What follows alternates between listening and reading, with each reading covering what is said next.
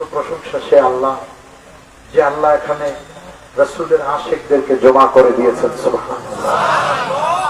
আজকের এই মাহফিল মাজমার সম্মানিত সভাপতি উপস্থিত রয়েছেন বাংলাদেশ জামিয়াতুস সালিকিনের মহামান্য আমিরুল উলামা আমার মরহুম মগফুর হযরত আল্লামা নেসারী রাহমাতুল্লাহ আলাইহির হাতে গড়া সুযোগ্য আপন পরিজাত টুকরা রক্তের ভাই। সুবহানাল্লাহ বলেন। যার যতটুকু দেওয়ার প্রয়োজন তার এক লেশ কম পায়নি। কথা বলেন ঠিক না বেশি? আজকের পুরা মাহফিলে আগত সকল মেহমানের প্রতি শুভেচ্ছা অভিনন্দন থেকেই সামান্য কয়েকটা কথা, যে কথাগুলি আয়াতে কারিমা তেলাওয়াত আর ভঙ্গিমা মালায় আপনারা বুঝে ফেলেছেন। কথা বলেন ঠিক না বেশি? আল্লাহ দিলে এইবার এই 19 তারিখে রাসূলের রওজা থেকে এসেছে, এই মাসের 19 তারিখে হঠাৎ করেই ডাক পড়েছে। আসলে বিষয়টা এতটুকুই বুঝি যে ডাকের একটা ব্যাপার আছে। কথা বলেন ঠিক না? ডাকের একটা ব্যাপার আছে। ডাক্তার কারণে এবার রসুলপুরের মাহফিলে থাকার সুযোগ হয়নি, তবুও ওখান থেকেই নজর রাখতেছিলাম কি হচ্ছে, বৃষ্টি হচ্ছে, ঝড় হচ্ছে, মাহফিল কোন জায়গা হচ্ছে।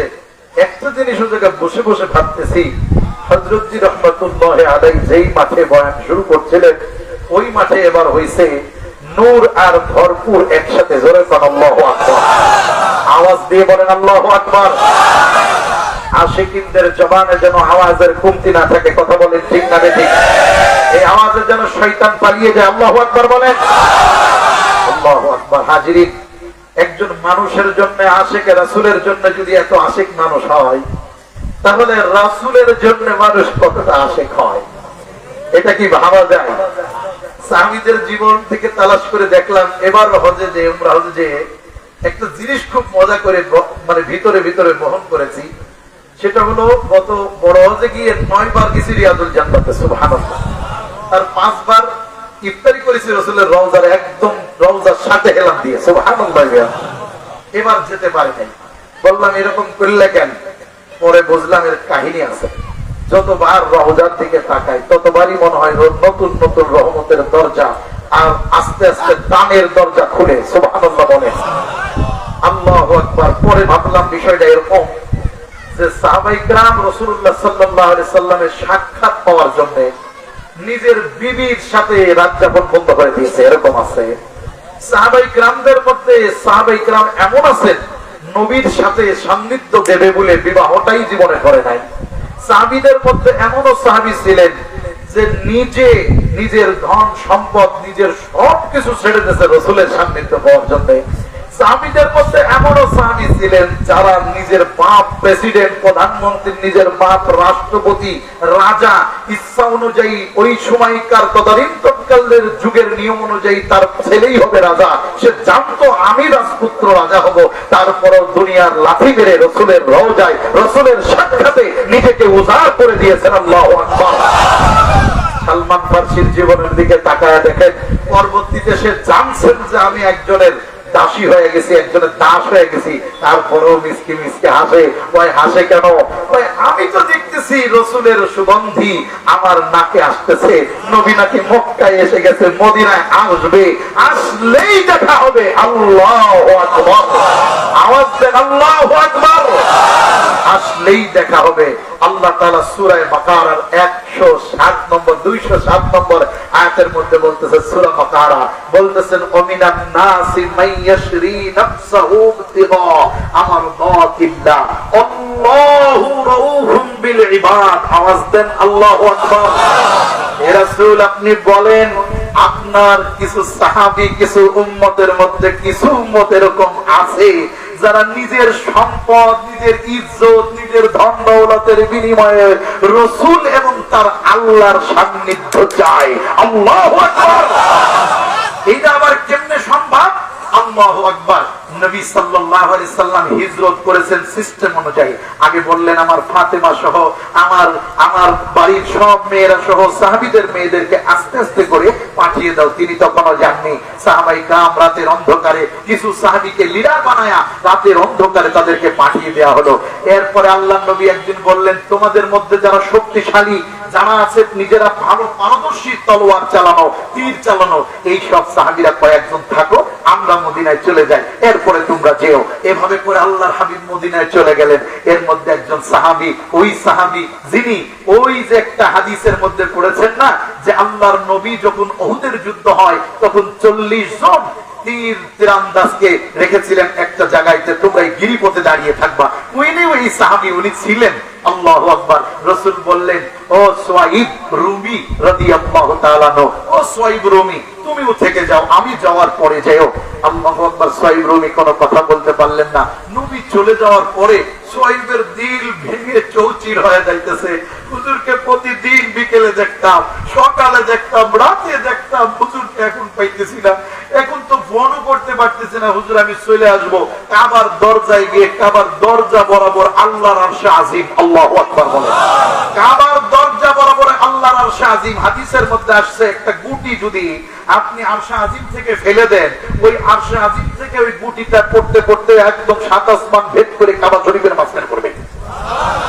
এবারও তাওয়াফের সময় উপর দিকে তাকাচ্ছিলাম আল্লাহর আরশে আজিমের দিকে। আল্লাহু আকবার বলেন, আল্লাহু আকবার।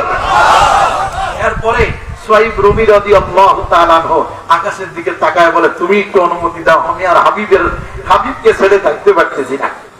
আল্লাহ তাআলা তার দিলের মধ্যে ঠান্ডা করলেন, সুয়াইব যাও, চলে যাও। সুয়াইব ঘুমের মধ্যে দেখে হুজুর তারা ডাকতেছে,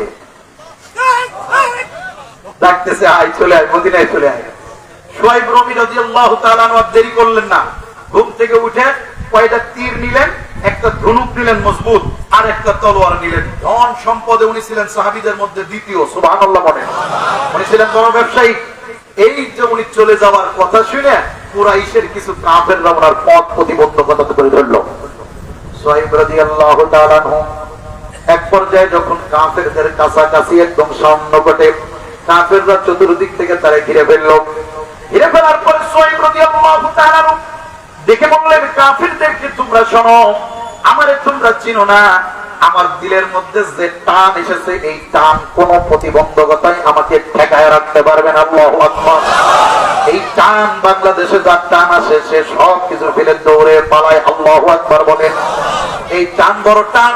এই টানে সাহাবীরা নিজের পুত্র, নিজের স্ত্রী সবকিছু ফেলে রাসূলুল্লাহর প্রেমে পাগল হয়ে জানা হয়ে টান দিয়ে চলে গেছে। এই টানে অনেকের বাবা প্রেসিডেন্ট ছিল, অনেকের বাবা রাজা ছিল, তার সব রাজপুত্ররা রাজারকে লাঠি মেরে চলে গেছে। এই টানে নিজের ইজ্জত ধন সম্পদ সব ছেড়ে দিতে রাজি হয়ে চলে গেছে। এক পর্যায়ে সুয়াইব রাদিয়াল্লাহু তাআলা আনহু তাদেরকে বললেন, তোমাদের কাছে দুইটা অফার দিই। এক নম্বর, তোমরা কি আমার তীর চালানো সম্পর্কে আন্দাজ আছে? সকলেই বললেন আছে। বলে, আমাকে যদি ধরতে হয় কমপক্ষে 30 জনকে এতিম করে ছাড়বো, বিধবা করবে তাদের স্ত্রীরা, তাদের সন্তানরা এতিম হয়ে যাবে, আমাকে তারপরে ধৈর্য দিতে পারবা। এরপরে আমার তীরগুলি যখন শেষ হয়ে যাবে আমি তখন তলোয়ার চালাবো, এত সহজে আমার স্পর্শ করতে পারবা না। এই এক নম্বর, তোমরা যদি আমাকে ধরতে চাও তাহলে এই প্রতিবন্ধকতা তোমাদের সামনে আছে। তারা বললেন, তাহলে দ্বিতীয় কাজটা কি বলো? ভাই আমার রাস্তা ছেড়ে দাও, আমি যত সম্পদ মক্কায় রেখে আসছি, যার যার কাছে রেখে আসছি সব নামগুলো বলবো, এর মধ্যে 2টা উট অমুককে দিয়ে দেব, আমি ওয়াদা করে আসছি। বাকি উটগুলি তোমরা ভাগ করে নিবা, এর মধ্যে বাকি সব ঘোড়াগুলি তোমরা নিয়ে নিবা। অমুক পাহাড়ের নিচে আমি কিছু স্বর্ণ মুদ্রা গোপন করে রেখে এসেছি, যা আল্লাহ নক্ষত্রগুলি পাগল করা হয়ে যায়। এই মানুষের জন্য আকাশের সুন্দর নক্ষত্র থেকে শুরু করে আকাশের ফেরেশতারা দুরূদ পড়ে, আমরা দুরূদ পড়ি, এই মানুষটার সম্পর্কে তোমার ধারণা নাই। তোমরা কোনটা চাও বলো, লড়াই করবা না আমার সম্পদ নিয়ে ছেড়ে দিবা? কাফেররা বড় চালাক, তারা বললো তোমার সাথে লড়াই করে পারা সম্ভব না, বলো তোমার সম্পদ গুলো নিয়ে আমরা ছেড়ে দিই। সুয়াইব রাদিয়াল্লাহু তাআলা আনহু আস্তে আস্তে আস্তে আস্তে করে চলতে শুরু করলেন। রাস্তার মধ্যে আর কোনো প্রতিবন্ধকতা নাই। কেঁদে কেঁদে দিন কাটাবো, নবী নবী করে বলো, আর কত কাল কাঁদিব। এ রাসূলপুরের উম্মতের দল, রাসূলপুরের মুহাব্বতের আশিকিন জাকিরের দল, আমাদের মূল উদ্দেশ্য আল্লাহর ওয়ালাদের হাতে হাত দিয়ে রাসূল বাইরে বামে সামনে পিছনে রাসূলের মুহাব্বতের জোয়ার। কোন মানুষ যদি পানির ভিতরে ডুবে যায়, সেই লোকটা দেখবে আমার উপরে পানি, নিচে পানি, ডাইনে পানি, বামে পানি, সব জায়গায় পানি, নাকের ভিতরে পানি। আল্লাহর কসম করে বলি, যদি কেউ রাসূলের প্রকৃত মহব্বত তাকবীর, আল্লাহু আকবার, দিন ইসলাম, দিন ইসলাম, আল কোরআনের আলো, আল হাদিসের আলো, লিল্লাহি তাকবীর। হযরত শুআয়ব রাদিয়াল্লাহু তাআলা রাসূলের পায়ের উপরে যখনই পড়ছে, আল্লাহর নবী একটু দেরি করে নাই, নবীজি ডাক দিয়ে বলেন, তোমরা যে যেখানে আছো ওইভাবেই থাকো। আল্লাহ পাক এই মুহূর্তে আমার উপরে কুরআনুল কারীমের একটা আয়াত নাযিল করে দিয়েছে। আল্লাহু আকবার, বলেন বলেন বলেন বলেন, আওয়াজ দেন আওয়াজ দেন। কিসের কারণে হইল দেখছেন? শুআয়ব রাদিয়াল্লাহু তাআলা রাসূলের কদমের উপরে বলছে, হুজুর আমি সব ছেড়ে আপনার জন্য চলে এসেছি। আল্লাহ পাক জিবরাইল পাঠাইছে, সাথে সাথে আল্লাহ বলতেছেন, অমিনান নাস, মানুষের মধ্যে কিছু কিছু মানুষ আছে, আল্লাহ এই জায়গায় কি এরকম দুই একজন পাওয়া যাবে? এই আল্লাহর বান্দারা এরকম পাওয়া যাবে যে আমার যদি সুযোগ হয় আমি সব ছেড়ে রাসূলের মহব্বতে হাজিরা দিব ইনশাআল্লাহ। হ্যাঁ বলেন বলেন বলেন, কথা কিন্তু বুঝে বলেন। এইটা আপনাদের ভয়ের কোনো কিছু নাই। আমার যদি সুযোগ হয় আমি নবীর কথা শুনতে, রাসূলের আওয়াজ শুনতে, আমার সব ছেড়ে দিয়ে আমি সুবর্তিত হব। কথা বলেন ঠিক কিনা? এই সবাই রাজি আছেন? যারা যারা আল্লাহু আকবার বলেন, হাত উঁচু করে বলেন। আল্লাহ কবুল করেন। হাত নড়ান নড়ান। এই আল্লাহর বান্দারা রাসূলের কথা শুনতেছে মিথ্যা? সূরা বাকারা 207 নম্বর আয়াতের কথা বলছি।